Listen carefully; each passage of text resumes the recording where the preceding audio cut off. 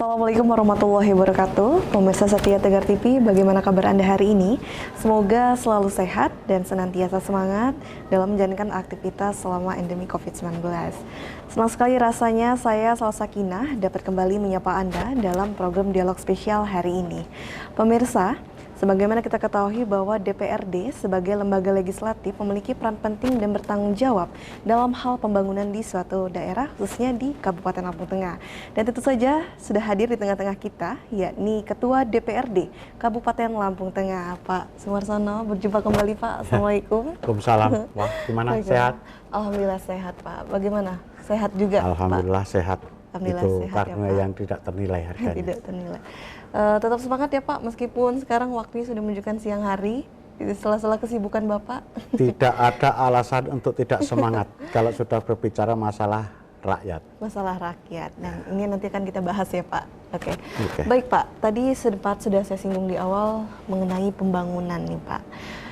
Kalau bicara mengenai masa jabatan ya Pak, sebagai Ketua DPRD Kabupaten Lampung Tengah, sudah berapa lama sih Pak? 1,5 tahun mungkin ada? Ya, sebagai Ketua DPRD Lampung Tengah, saya sudah memasuki tahun ketiga. Tahun ketiga justru ya, tahun Pak? ketiga, iya. Tahun ketiga. Walaupun tahun ketiga, tapi kita menghadapi, kebetulan pada saat begitu mendapatkan jabatan sebagai Ketua DPRD, kita terkena yang namanya pandemi COVID-19. Benar sekali Pak. Sehingga apapun yang terjadi, prioritas daripada penanganan pemakaian uang APBD sesuai dengan petunjuk dari Permendagri dan Permenkyu adalah bagaimana mengatasi rakyat supaya sehat dulu. Sehat dulu, dan itu yang diprioritaskan. Tadi sudah sempat disinggung bahwa memang masa jabatan Bapak tuh dimulai saat pandemi ya. Iya. Bagaimana kesannya setelah saat ini sudah Ya, mulai seru-seru sedap, apalagi di Seru-seru awal sedap. kan, apalagi di awal kita belum mengerti, belum paham apa sih pandemi COVID-19 ini. Kok sepertinya beritanya sangat-sangat horor, menakutkan dan lain sebagainya, dan itu terbukti dengan memakan korban yang cukup banyak, dan anggaran negara yang terpakai juga luar biasa. Tapi seiring dengan waktu di zaman modern ini, kemudian pemerintah melakukan vaksinasi ya, dengan anggaran yang dilakukan refocusing sebanyak 30-40% untuk penanganan COVID, sehingga boleh dibilang pembangunan akhirnya stuck. Akhirnya stuck karena semua difokuskan untuk penanganan COVID-19. Bagaimana bantuan sosial diperbanyak, kemudian biaya untuk perawatan kesehatan yang cukup besar, kemudian potensi pendapatan asli daerah juga yang menurun, karena otomatis kegiatan-kegiatan bersinggungan dengan masyarakat kan dibatasi. Sehingga potensi untuk mendapatkan yang namanya uang itu sangat kecil. Walaupun seperti itu, kami tetap bersama eksekutif tetap melakukan improvisasi bagaimana pembangunan tetap jalan. Baik. Namun kalau kita flashback lagi ya kembali di tahun-tahun awal pandemi ya Pak, sempat nggak Pak, baik dari DPRD kemudian dari eksekutif juga sempat stuck nih gelagapan untuk menghadapi pandemi COVID-19 itu? Ya jelas, otomatis karena sama-sama belum ada yang tahu. Belum ada yang tahu. Ahli kesehatan saja bingung, apalagi kami kan, yang tidak ada yang berlatar belakang dari kesehatan. Tetapi ya itu tadi yang saya sampaikan, sekarang ini kan semua serba terbuka, transparan, nggak bisa orang menutup-nutupi terkait apapun, sehingga semua dilakukan secara terstruktur dan sistematis. Jadi sempat mengalami. Kemudian saat ini kan kita sudah memang memasuki fase yang sudah dikatakan sudah mulai aman. Aman ya Pak, Insya Allah sudah aman. Dan ini bisa dikatakan pasca pandemi. Bagaimana respon dari DPRD, pemerintah untuk menata kembali nih akibat pandemi Alhamdulillah pasca pandemi, kemudian Presiden juga sudah menyatakan dari pandemi ke endemi. Dan terbukti dengan masyarakat sekarang dengan aktivitas yang sudah mulai jalan kembali normal. Artinya ekonomi akan tetap ada peningkatan terhadap PAD, dan masyarakat juga sudah paham betul bagaimana dengan pandemi COVID-19. Artinya karena jadi endemi ya samalah dengan dia demam berdarah, malaria dan lain sebagainya kan. Dengan seperti itu tentu pembangunan tetap berjalan. Kita tata ulang. Dan kemarin kebetulan laporan pemeriksaan BPK sudah keluar pada kita dan tadi sudah kita bahas. Tadi sudah kita bahas dan progresnya sudah kita cermati, kita perhatikan. Mudah-mudahan ke depan dengan penataan ulang ini semua akan bisa mencukupi kebutuhan masyarakat. Mencukupi kebutuhan. Sesuai dengan keinginan masyarakat secara bertahap. Oke, baik. Mungkin bisa di-spill apa hasilnya Pak untuk langkah itu kan sebagai langkah konkret selanjutnya ya Pak? Mungkin 1, 2. Satu, kita akan memulai besok di Acara Perubahan kita akan mereview terhadap pendapatan asli daerah. Kemudian kita juga akan mereview terhadap program-program pembangunan yang ada di Lampung Tengah dengan skala prioritas sesuai ketersediaan anggaran yang ada. Nah, kemudian kami bagaimana karena mau nggak mau, suka nggak suka, saya akan usulkan kepada Bupati, kepada pemerintah daerah Kabupaten Lampung Tengah di pihak eksekutif, bagaimana kita akan stressing karena pangan hari ini sangat seru-seru sedap ya. Lagi cantik-cantiknya masalah pangan. Bagaimana kemudian pertanian ini betul-betul mendapat insentif. Karena pada saat pandemi kembali lagi pertanian primadona. Pertanian tidak terpengaruh sama sekali. Kemudian di samping infrastruktur yang berupa jalan yang juga sama kondisinya, karena pandemi, anggaran yang terbatas, sehingga banyak yang jalan yang rusak, kita juga akan menyiasati bagaimana perbaikan-perbaikan jalan ini tadi dengan pihak ketiga yang qualified. Karena di temuan laporan pemeriksaan keuangan BPK, itu banyak pihak ketiga terpaksa harus memulangkan uang kalau tidak mau diambil tindak pidana. Nah, ini menjadi stressing kami, sehingga kami meminta kepada pihak eksekutif untuk betul-betul cermat dalam menentukan pihak ketiga untuk pekerjaan-pekerjaan infrastruktur yang merupakan barometer dari salah satu barometer keberhasilan daripada pemerintah daerah dalam pelaksanaan anggaran. Jadi ini memang sedang di tahap perencanaan ya Pak, pembahasan? Sudah pembahasan LPPA. Karena setelah anggaran itu dilaksanakan, tentu akan diperiksa oleh Badan Pemeriksa Keuangan. Badan Pemeriksa Keuangan. Hasil pemeriksaan diserahkan kepada DPRD untuk ditindaklanjuti, dan kami sudah tindak lanjutin. Alhamdulillah semua sudah ditindaklanjuti dengan baik. Walaupun seperti itu, saya meminta kepada Bupati untuk mengevaluasinya lagi supaya tidak terulang di tahun yang akan datang. Karena ini uang rakyat harus dipertanggungjawabkan dengan baik. Harapannya tidak berkutat di itu saja. Itu saja, benar sekali. Dan jangan pula setelah dibangun dapat 2 atau 3 bulan kemudian sudah rusak lagi. Sampai kapan kita akan memperbaiki ini semuanya? Tentu dengan pihak ketiga, dengan sebuah perusahaan pihak ketiga yang qualified, yang bertanggung jawab dan tidak mau untung sendiri. Untung sendiri, luar biasa sekali. Nanti kita lanjutkan kembali ya, Pak Marsono. Dan untuk pemirsa jangan kemana-mana, karena kita akan masih berdialog bersama Ketua DPRD Kabupaten Lampung Tengah setelah jeda pariwara berikut ini.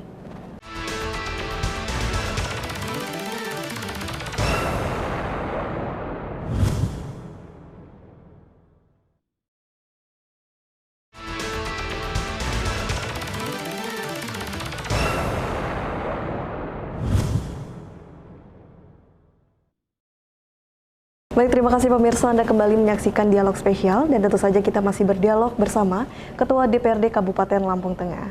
Baik, Pak Marsono, kita lanjutkan kembali ya perbincangan kita. Ada lagi yang ingin tadi diceritakan lagi Pak mengenai hasilnya tadi?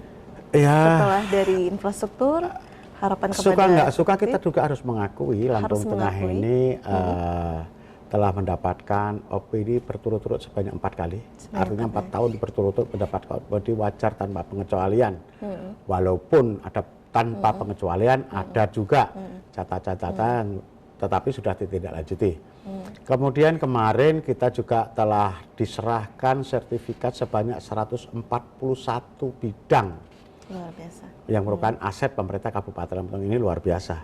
Kalau selama ini kita tanah seperti DPR, kantor DPRD ini belum ada suratnya.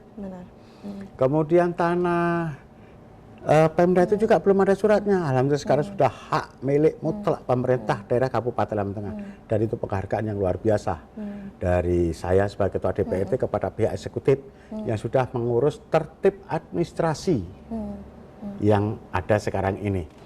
Nah, harapan saya dengan kita sudah memiliki ini, artinya tidak ada keraguan lagi. Tidak ada keraguan. Makanya pemerintah Kabupaten Lampung Tengah juga mendapatkan penghargaan sebagai APIP terbaik. Sebagai APIP terbaik. Nah, di Provinsi Lampung kan. Artinya progres ini harus sama. Kalau mereka melaksanakan, kami mengawasi. Bagaimana kami bekerja sama secara periodik. Saya memerintahkan kepada ketua-ketua komisi dan anggotanya untuk memanggil masing-masing SKPD yang merupakan mitranya untuk dilakukan hearing, mengevaluasi, memberikan support. Kalau memang harus dimarah, ya dimarah dalam pengawasan itu. Tetapi konstruktif ya, artinya bagaimana kita memberikan saran, pendapat untuk kebaikan bersama demi rakyat Kabupaten Lampung Tengah. Kabupaten Lampung Tengah. Baik, jadi sehingga bisa dikatakan dari cerita Pak Marsono bahwa meskipun sekarang memang sudah memasuki masa normal, tetap ya kerja tetap sibuk, tetap fokus. Kerja tetap sibuk, tetap fokus. Banyak sekali karena yang kita harus bertanggung jawab langsung kepada rakyat dan kepada Tuhan Yang Maha Esa. Maha Esa. Luar biasa sekali dari lembaga legislatif. Namun dari pihak eksekutif merespon dengan baik ya dari saran-saran yang sudah tadi di. Kalau nggak merespon dengan baik saran-saran kita buatkan pansus. Kita buatkan pansus. Iya. Kalau mereka tidak merespon apa yang merupakan yang menurut anggota DPRD ini perlu disampaikan. Kemudian setelah ada progres 1, 2, 3 bulan nggak ada progres terhadap apa yang kita kasih masukan, ya kita buatkan pansus. Buatkan pansus. Kalau udah pansus, kami bisa memanggil siapa saja yang ada di masalah tersebut. Panitia khusus kan, artinya kami bisa meminta pendapat kepada siapapun opini-opini ini, dan itu sudah terjadi kan. Nah, makanya saran-saran dari DPRD sepertinya sudah banyak didengarkan oleh eksekutif dengan adanya perbaikan-perbaikan dan sebagainya, termasuk penataan terhadap birokrasi kan, bagaimana jenjang ini juga diperhatikan, track record terhadap si pejabat tersebut, yang mengemban pejabat tersebut, yang mendapat amanah tersebut juga sama untuk dilakukan pengawasan, dan saya pesankan kepada ketua-ketua komisi dan anggotanya untuk betul-betul proporsional dan profesional, supaya outputnya betul-betul maksimal nantinya. Namun dari itu semua, apakah masih ada PR yang terpikirkan hingga saat ini masih belum tertuntaskan nih hingga tahun ketiga? Infrastruktur tetap dikembali. Pertama karena terhalang dengan COVID-19, kedua anggaran kita yang terbatas, di samping luasnya pemerintah Kabupaten Lampung, wilayah Kabupaten Lampung Tengah ini. Di samping itu kita juga memiliki PR, yaitu ada rekrutmen P3K terhadap para tenaga guru honor. Nah, kami sudah mendesak kepada pihak eksekutif dalam ini Bupati untuk segera diterbitkan SK tersebut. Dan diberikan hak-hak mereka, karena mereka sudah melalui berbagai tahapan dan dinyatakan lulus, tinggal terbitkan SK, beri hak-hak mereka, kemudian kita tuntut kewajiban mereka untuk melaksanakan tugas dengan baik, sehingga terhadap peningkatan sumber daya manusia akan meningkat. Selama ini kalau mereka hanya dikasih honor dengan sekitar dana bos sekitar 400 kurang lebih, nah, besok dengan sesuai dengan UMR, tentu kita akan bisa menuntut kepada tenaga-tenaga P3K tersebut untuk prestasi terhadap anak-anak didik kita. Benar sekali. Nah itu harapannya. Itu PR yang terberat yang harus segera dilaksanakan, walaupun konsekuensinya akan menyedot anggaran yang cukup besar. Karena di awal disampaikan nanti akan digaji oleh pemerintah pusat. Ternyata pemerintah pusat mengembalikan untuk dibayar digaji P3K tersebut oleh pemerintah daerah masing-masing. Sementara kita menerima P3K kemarin sebanyak 3.000 orang. 3.000 orang. Artinya 30 orang kalau sesuai dengan UMR mungkin 1 tahun anggaran menghabiskan uang sekitar 190-an miliar yang sudah habis untuk membayar gaji P3K. Ini luar biasa. Luar biasa sekali. Ini luar biasa sekali, artinya uang pembangunan sebanyak 200 miliar ini nanti udah habis untuk gaji pegawai. Nah, sementara sebuah pemerintah daerah akan sangat ideal apabila antara belanja modal dengan belanja pegawai itu berimbang. Artinya belanja pabrik syukur-syukur bisa lebih banyak, kalaupun tidak bisa minimal 50-50. Baik. atau 40-60. Tetapi Lampung Tengah 70-30. 70 habis untuk gaji pegawai, 30 untuk Baik. belanja modal atau pembangunan. Ini sangat-sangat butuh langkah-langkah strategis, langkah-langkah prima, sehingga betul-betul skala prioritas pembangunan tersebut bisa menyentuh kepada masyarakat. Karena sangat cukup jauh ya, 70-30. 70-30. Wah, luar biasa ini. Balance. Jadi itu menjadi Mengerikan. PR yang Dan ini PR yang sangat berat bagi kami. benar sekali. Tapi apakah sudah ada terpikirkan nih Pak solusinya untuk bisa membalanskan antara? Nah, makanya kita minta penertiban.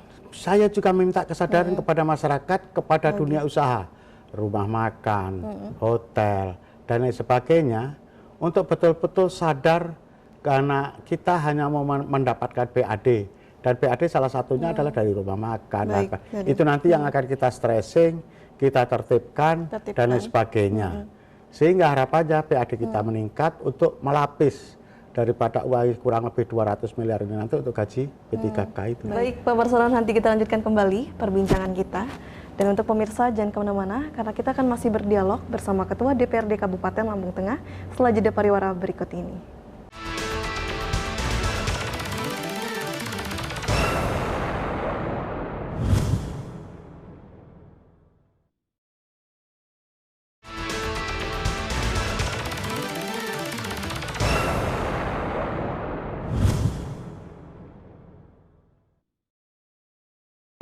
Baik, terima kasih pemirsa Anda kembali menyaksikan dialog spesial, dan tentu saja kita masih berdialog bersama Ketua DPRD Kabupaten Lampung Tengah.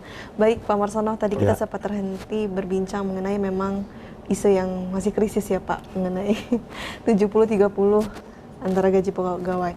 Namun Pak Marsono sebagai Ketua DPRD Kabupaten Lampung Tengah, apakah sudah tercetus nih Pak sebuah inovasi yang kira-kira bisa menyelesaikan masalah ini? Ya, terpaksa semua potensi atas kita gali untuk bagaimana langkah-langkah mendapatkan yang namanya program untuk kesejahteraan rakyat. Baik. Kemudian di kepala saya tergambar bagaimana melibatkan perusahaan ini untuk juga terlibat aktif terhadap kontribusi terhadap pembangunan di tempat mereka juga berusaha. Baik. Kebetulan di sini banyak perusahaan-perusahaan yang cukup besar, qualified, bertaraf regional, internasional. Regional internasional. Di sini ada pabrik yang namanya punya Bumi Waras ya, namanya yang dikenal orang. Kemudian ada Gigi PC. Baik. Kemudian ada Gunung Madu Plantation, ada Sugar Group. Kemudian ada juga perusahaan-perusahaan lokal yang juga cukup bagus seperti pabrik tapioka. Kemudian ada penggemukan sapi, peternakan kan. Baik. Nah, saya bersama teman-teman para pimpinan DPRD dan anggota untuk bersafari kepada mereka. Bersafari kepada mereka, kita mau meminta CSR itu dibangunkan sesuatu yang memiliki nilai tambah, dan silakan dipasang monumen untuk mereka, bagian daripada promosi mereka. Bagian dari promosi mereka. Karena pemerintah juga sudah mengatur bahwa 5% dari keuntungan bersih mereka adalah untuk CSR, 5% dari keuntungan bersih mereka.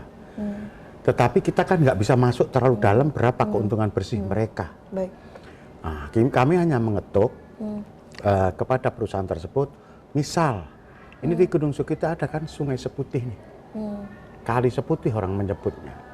Bagaimana Kali Seputih ini memiliki nilai tambah, menggerakkan sektor ekonomi. Kita sentuh mereka, nanti kita sodori dengan perencanaan, silahkan dilaksanakan oleh mereka. Kemudian di Terbanggi itu ada juga namanya Sungai Pengubuan, Kali Pengubuan. Bagaimana sungai tersebut bisa dieksploitasi sehingga memiliki nilai tambah. Karena di kedua sungai ini ada cadangan protein yang tidak ternilai juga. Kalau sungai ini bersih, dikelola dengan baik, kemudian biota-biota dalam air itu akan hidup dan berkembang biak. Contohnya di Sungai Seputih ini banyak ikan pepah, banyak ikan baung, banyak ikan macam seluang. Bahkan ada yang namanya ikan apa yang paling enak itu? Kalau ini nanti dikelola dengan baik, Dengan baik. dipola dengan baik, air tidak langsung habis pada saat kemarau, tentu dia akan berkembang biak dengan baik. Baik. Kemudian di pinggirannya itu supaya tidak terpis, bagaimana kemudian mereka dipasang beronjong dan lain sebagainya, di atas ditanamin sebuah pohon-pohonan supaya indah dan lain sebagainya. Supaya indah dan lain Melibatkan masyarakat yang ada di sekitar untuk ikut menjaga dan memanfaatkan itu untuk mendapatkan nilai tambah ekonomi. Nilai tambah ekonomi. Ini kan tentu akan luar biasa. Akan luar biasa Lampung Tengah ini memiliki masakan yang sangat luar biasa, yaitu pindang baung. Dari Pindang baung itu bisa dibakar, gabus juga bisa dipanggang, bisa dipindang dan lain sebagainya. Kalau ini dibuat pola seperti itu, saya yakin orang akan singgah di Gunung Suge. Tentu lapangan kerja akan tersedia. Orang akan mengerti bagaimana bagusnya Lampung Tengah dan lain sebagainya. Dengan mereka datang, paling tidak mereka akan belanja. Baik. Dengan belanja, ada uang yang berputar di sini. Baik. Dengan mereka mampir, paling tidak dia akan beli aqua. Tentu ekonomi akan ikut berputar. Nah, ini yang akan saya gugah kepada perusahaan-perusahaan tersebut untuk ikut bagaimana mensejahterakan rakyat Lampung Tengah. Baik. Sehingga satu-satunya cara adalah memaksimalkan potensi yang ada ya Pak. Memanfaatkan potensi yang ada, menggali potensi-potensi yang ada di Kabupaten Mm-hmm. Lampung Tengah, kita maksimalkan, Baik. kita berdayakan untuk kesejahteraan Untuk rakyat. kesejahteraan rakyat, bukan dengan menekan ya. Bukan dengan menekan. biaya pegawai. Oke, baik Pak Marsono, tidak terasa kita sudah di penghujung acara ya, bahwa memang dari yang saya simpulkan dari cerita Pak Marsono, memasuki tahun ketiga ini memang semakin tertantang ya Pak, sebagai Ya, Ketua DPRD semakin untuk terus tertantang. memperjuangkan kesejahteraan rakyat, khususnya di Lampung Tengah. Namun Pak Marsono, ada yang ingin disampaikan untuk pemirsa yang ada di rumah, yang telah setia menyaksikan Baik, kita? kepada seluruh rakyatku, kepada seluruh anggota DPR-ku, kepada seluruh ASN-ku, ayo kita bersatu padu, ayo kita bersama-sama bekerja sama mengabdi kepada Lampung Tengah ini, Lampung dan Indonesia, supaya cita-cita perjuangan para pendiri bangsa dulu, yaitu kesejahteraan sosial bagi seluruh rakyat Indonesia, benar-benar segera kita capai. Ayo kita sama-sama bekerja sama bagaimana peningkatan sumber daya manusia, P3K sudah diangkat dan lain sebagainya, sehingga nanti peningkatan sumber daya manusia benar-benar akan tercapai dan harapannya kesejahteraan akan semakin cepat untuk kita raih. Baik, luar biasa sekali Pak Marsono. Semoga Bapak sukses terus ya Pak. Amin. Agar bisa terus memperjuangkan aspirasi masyarakat di Amin. Lampung Tengah. Dan tak lupa saya ucapkan terima kasih juga untuk seluruh pemirsa setia Tegar TV yang telah menyaksikan dari awal hingga akhir.